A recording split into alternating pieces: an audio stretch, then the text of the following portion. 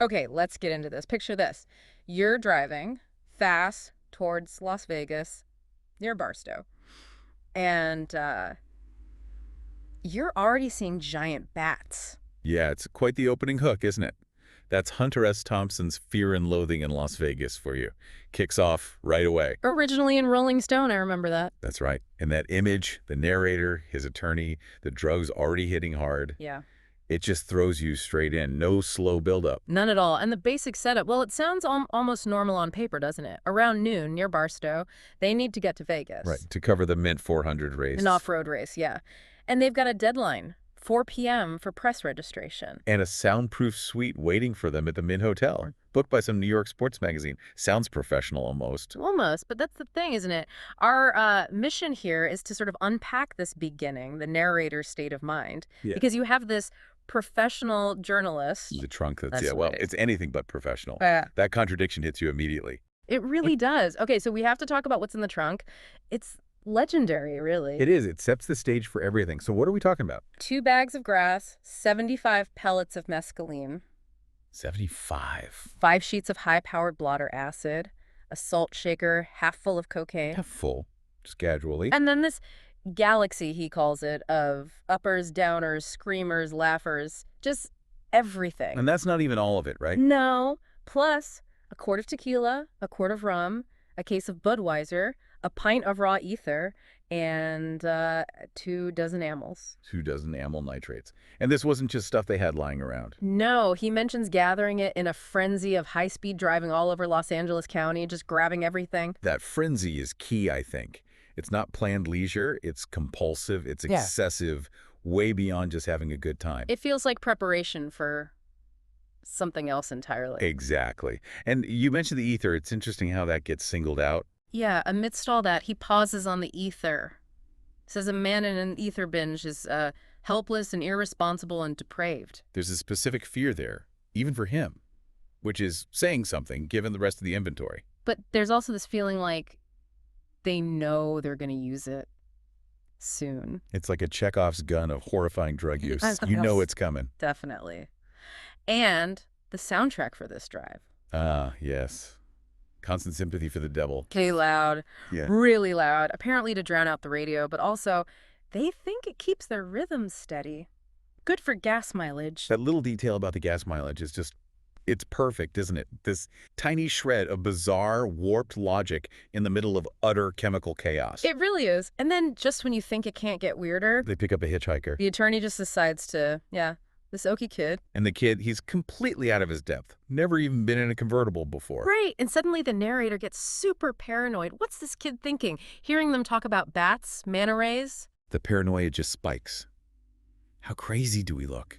How dangerous are we? Leading to that really dark, quick thought about maybe having to, Cut his head off. It's chilling. Just this fleeting, violent thought, showing how fractured their reality is becoming. An observer is immediately a threat. And what do they tell this poor kid they're doing? Oh, the best explanation ever. They're going to Vegas to find the American dream. That's why they needed the convertible, obviously. Of course. It's such a twisted, cynical use of that phrase, tying this drug-fueled escape to this national ideal. It's potent satire. Very dark. It feels like a commentary right there. Absolutely. On disillusionment, maybe? The original dream is dead, so this is what's left. Could be. Now, how did this whole trip supposedly start? There's this story about a phone call. Ah, yes. The call from headquarters. In the Polo Lounge, no less. Delivered by a uniformed dwarf with a pink telephone telling him to go to Vegas, find a photographer named Lacerda. Portuguese photographer, yeah. For details on the Mint 400 story. And the attorney's reaction is immediate. He just says, sounds like real trouble. He senses it right away. But the whole setup, the dwarf, the pink phone, it's so surreal. Is it even real?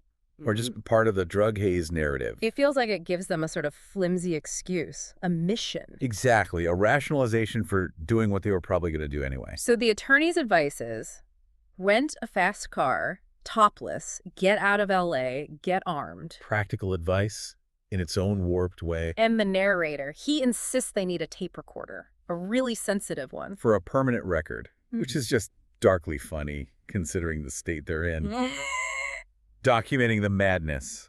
This idea of being both the participant and the recorder of the chaos, Gonzo style, right? Pretty much the definition of it. Okay, so the Mint 400 itself, Yeah. what is it supposed to be? Described as the richest off-the-road race for motorcycles and dune buggies, in honor of Del Webb. Right. And then the narrator gets sidetracked by this motorcycle fantasy. The Vincent Black Shadow. Yeah, he goes off on this tangent about wanting one, describing it in these insane terms of speed and power. It's like this unobtainable symbol of perfect escape, isn't it? Almost mythical, like the American dream they're supposedly chasing. Good point. Getting the actual money for the trip is less mythical, more just grimly funny. Yeah, the New York office gives them the runaround. Totally. Sends them to some woman in Beverly Hills. She only gives them $300 cash. Just $300 Yeah. for this grand assignment. Apparently.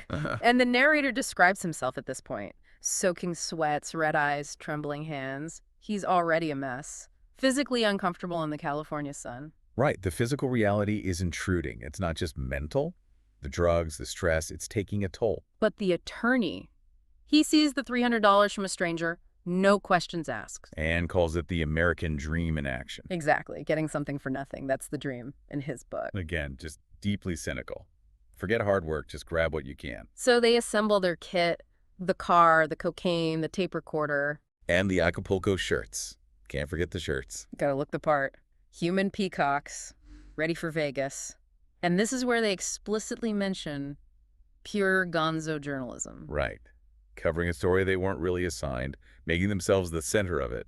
Total subjectivity. The narrator becomes the filter for everything. You're seeing it all through his altered state. Which makes him unreliable, obviously, but incredibly compelling. There's also this idea I mentioned, the socio-psychic factor, that this whole binge, this trip, is somehow a cure. A cure for a complicated life, yeah. Yeah. Like the answer to modern angst is just massive chemical intake and driving into the heart of neon madness. It's an extreme form of self-medication, maybe? Escapism cranked up to 11? Or maybe a commentary on the lack of other cures, a feeling of alienation driving them to this. Could be both. Even getting the car sounds like a hassle. 17 phone calls. From a Polynesian bar, yeah.